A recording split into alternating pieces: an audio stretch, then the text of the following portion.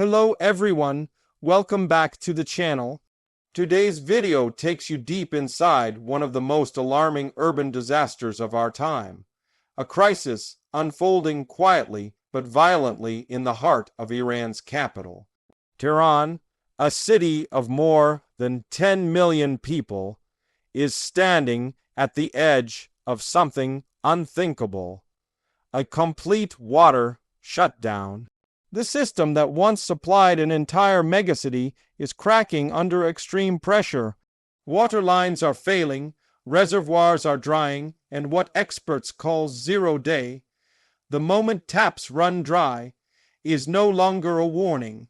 It's becoming a countdown.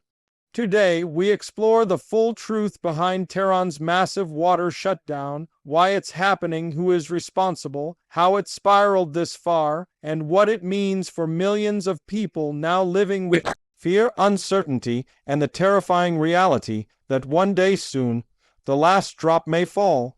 Tehran has always faced water challenges due to its location in a semi-arid region. But what's happening now is beyond anything seen before. Over the past 2 decades, rainfall has fallen to historic lows, while temperatures have reached historic highs. The soil that once held groundwater is now dry and cracked. Aquifers have collapsed from decades of overpumping. Rivers have turned into dust routes. Dams that were once symbols of pride now sit half empty, and some are dangerously close to dead storage. But what makes the current crisis different is that the system designed to compensate for all these pressures has broken down. Tehran's water pipelines, many of them decades old, have weakened and ruptured under the strain. Entire districts are experiencing sudden outages, and the distribution network is failing faster than repairs can keep up. Residents describe daily panic as they rush to store water in tanks, buckets, bottles, anything they can find. Videos from different neighborhoods show women standing in long lines with containers, families filling water from trucks, and elderly people carrying jugs for miles. Internet clips show street anger growing as people chant that water is the basic right of every citizen, not a privilege. Parents fear for their children, small businesses are shutting down, and hospitals are warning that they cannot maintain sanitation if the crisis continues. This is not a distant possibility. This is happening right now, and the intensity is rising. But to understand how Tehran reached this point, we have to look at decades of political decisions, environmental mismanagement, rapid urban expansion, and a government that failed to adapt. Iran's leadership continued supporting highly water-consuming industries in deserts like steel and agriculture. The government diverted water to politically preferred regions. Mismanagement of dams caused rivers like Zayende Rud and Karan to decline. Instead of building long-term resilience, the system became dependent on emergency measures that only bought time, never solutions.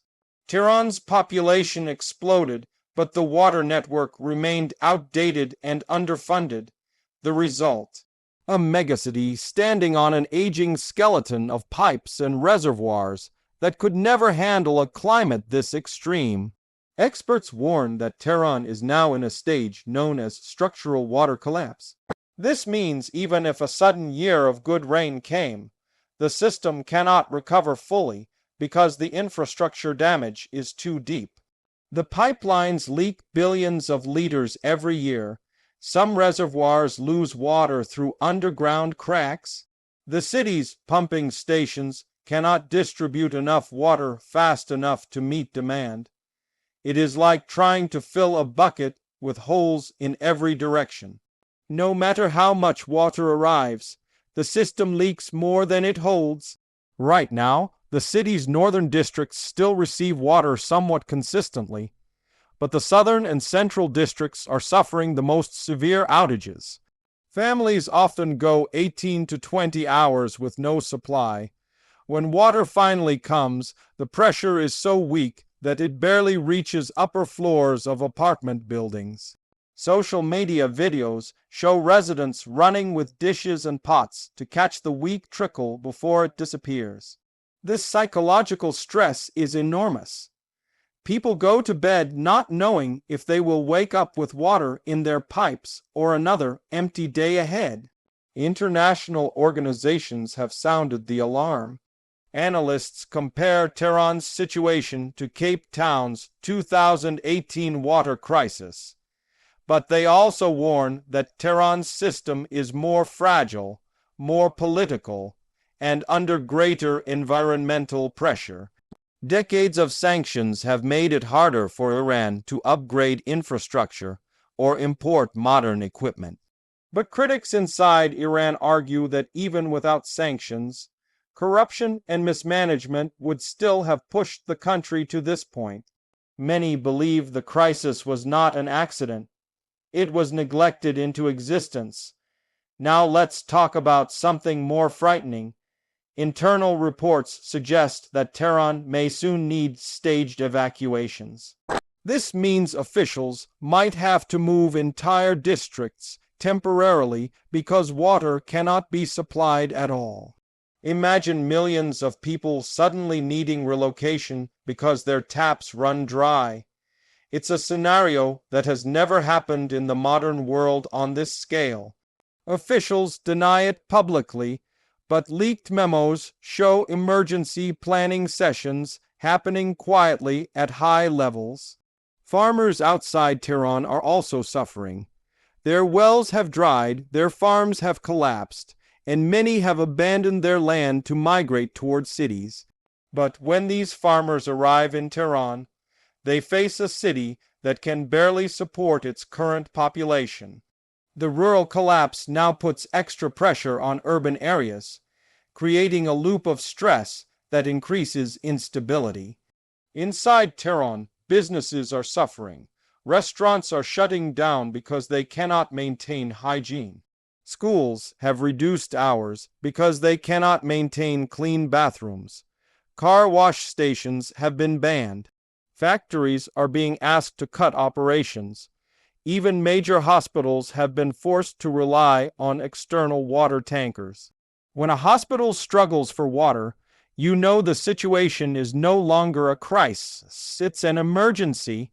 The government's public message blames climate change and global warming, but residents argue that mismanagement is equally guilty. Environmental experts inside Iran warn that unless bold actions are taken immediately, Tehran could experience irreversible collapse within a decade. That means the city may never return to normal water capacity. The truth is, Tehran is not just running out of water, it's running out of time. 0 day is approaching. Experts say that when it arrives, the government will be forced to ration water in shifts, likely providing only a few hours of supply every couple of days. Tanker trucks will become the main source of water. People will start storing and guarding water as if it is money. And when that level of scarcity hits a city of 10 million people, tensions can escalate into chaos.